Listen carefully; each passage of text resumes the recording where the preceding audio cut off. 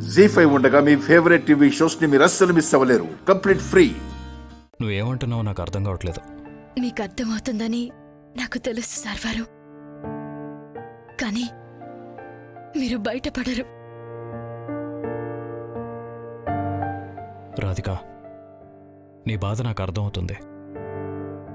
నా పరిస్థితే నీకు అర్థం కావట్లేదు. నీ బాధ నేను తీర్చలేను. నా పరిస్థితి నా చేతిలో లేదు. ఇంతకన్నా నీకు ఎలా చెప్పాలో ఏం చెప్పాలో నాకు అర్థం కావట్లేదు. ఈ విషయం నాకు అర్థమవుతుంది సార్వారు, కానీ ఈ పిచ్చి గుండెకి అర్థం కావట్లేదు. ఇక్కడన్నీ మీ జ్ఞాపకాలే కదా, అంత తేలిగ్గా ఎలా మర్చిపోగలను? రాధిక ప్లీజ్,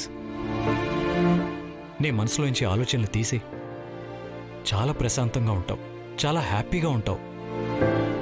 రఘుతో నీ లైఫ్ చాలా చాలా బాగుంటుంది.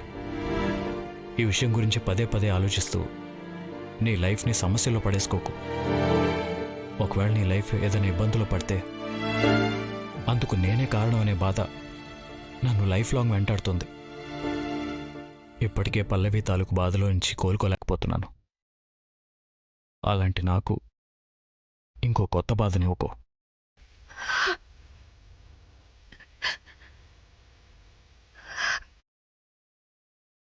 ఇక నుంచి నీ కళ్ళలో నీళ్ళంటూ వస్తే అవి సంతోషంతోనే రావాలి తప్ప బాధతో కాదు. నేను చెప్తున్నాను కదా, నువ్వు చాలా హ్యాపీగా ఉంటావు.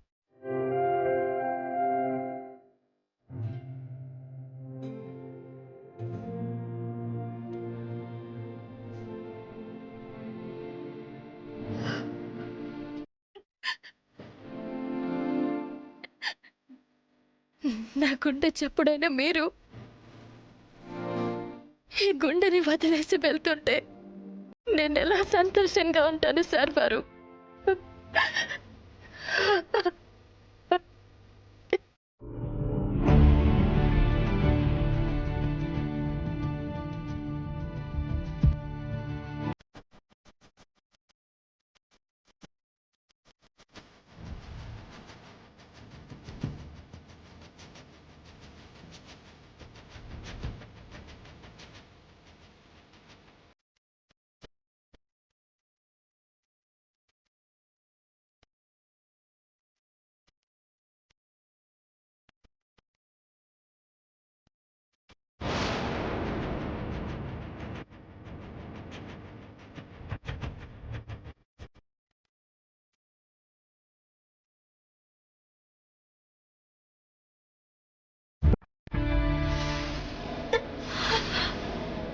ఏయ్!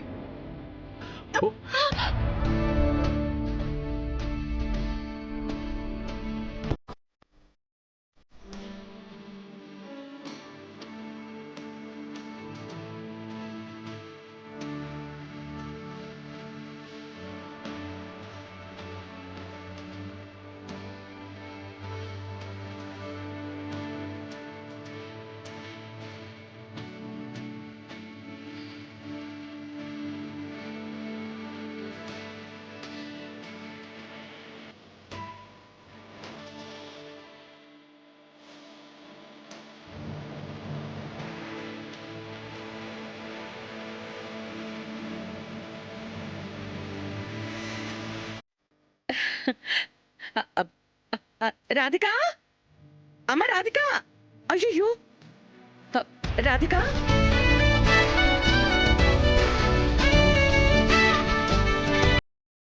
అయ్యో ఏమైందమ్మా? అది పసుపు పైనుంచి సడన్ గా సరే సరే, స్నానానికి టైం అవుతుంది, నువ్వు పద. అది కాదండి. నువ్వు పదమ్మా, ముందు వెళ్ళి స్నానం చేసిరా, వెళ్ళు.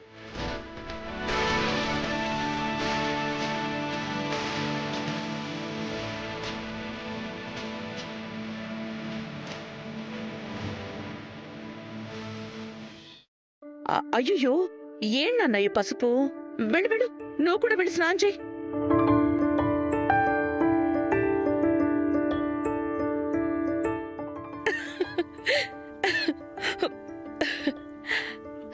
కృష్ణయ్య, ఆ పసుపుని కార్తీక్ దగ్గరికి చేరేలా చెయ్యాలని నువ్వు నిర్ణయించావు. చాలా సంతోషం స్వామి.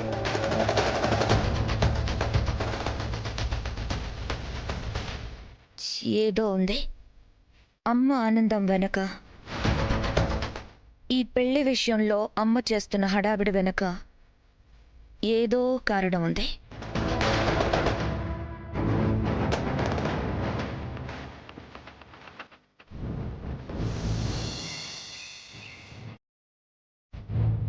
ఈ పెళ్లి నాకు అర్థం కాని వ్యూహంలా, పెద్ద పజల్లా అనిపిస్తుంది. ఈ పెళ్లి కోసం మా అమ్మ చేస్తున్న హడావిడి చూస్తుంటే ఏదో కార్తిక్ పెళ్లి కోసం చేస్తున్న హడావిడిలా ఉంది. Something is fishy. ఏదో డౌట్ కొడుతుంది. ఏదో జరుగుతుందేమో అనిపిస్తుంది. అయ్యో అయ్యో, దెబ్బ తగిలిందా అమ్మా? కాస్త చూసుకోవాలి కదమ్మా. ఏయ్, నువ్వు గుద్ది నన్ను అంటావేంటి? కళ్ళు కనపడట్లేదా నీకు? అయ్యో లేదమ్మా, నువ్వే ఫోన్లో మాట్లాడుకుంటూ చూసుకోకుండా తగిలావు. ఏ నోర్మై, నీ దిక్కుమాలి కుర్చీతో నన్ను గుద్దిందే కాకుండా ఇంకా నాది తప్పని చెప్తున్నావా? ఎంత ధైర్యం నీకు? అమ్మా ఏమైందమ్మా? ఏంటి ఈ గొడవ? మీ అమ్మకి కాళ్లే కాదు, కళ్ళు కూడా పోయినాయి. ఏయ్, మర్యాదగా మాట్లాడు. పెద్దవాళ్ళని గౌరవించడం నేర్చు. ఏంటి మర్యాద ఇచ్చేది? ఏంటి గౌరవం ఇచ్చేది? మీ అమ్మ కాళ్ళేవు కదా, కృష్ణ రామ అంటూ ఓ మూలన పడుండొచ్చు కదా.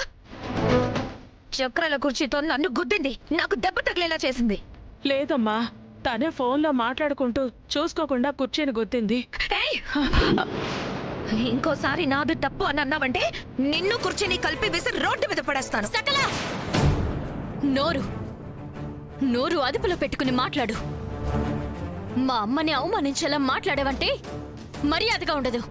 ఏంటే నాకే మర్యాదలు నేర్పుతున్నావా? నువ్వెంత, నీ బ్రతుకెంత? ఎక్కడో రోడ్డు మీద ఫుట్పాత్ మీద బ్రతికే బ్యాచ్ మీదే మా ఇంటికొచ్చి నాకు వార్నింగ్ ఇస్తున్నావా? నోర్మై, నీ విషయంలో చాలా సహనంగా ఉంటున్నాను. నువ్వు ఏం మాట్లాడినా ఏం చేసినా భరిస్తున్నాను. అందుకు కారణం నువ్వు ధర్మావతి గారి కూతురివి కాబట్టి. లేదంటే నిన్న మా అన్నయ్య మీద నువ్వు దొంగతనం నింద వేసినప్పుడే అందరి ముందు నీ సంగతి చెప్పుండేదాన్ని. ఏంటి బెదిరిస్తున్నావా? బెదిరించడం కాదు, బతికి పొమ్మని చెప్తున్నాను.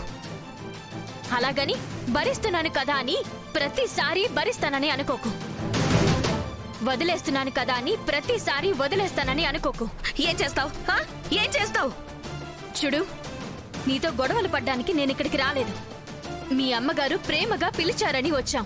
పాత విషయాలని నువ్వు మనసులో పెట్టుకుని ఇలా పదే పదే మా వాళ్ళని అవమానించాలని చూస్తే ఈ రాధికతో ఎందుకు పెట్టుకున్నాన్రా దేవుడా అని నువ్వనుకునేలా చేస్తాను. జీ5 యాప్ డౌన్లోడ్ చేసి అన్ని ఎపిసోడ్స్ పూర్తి ఉచితంగా చూడండి.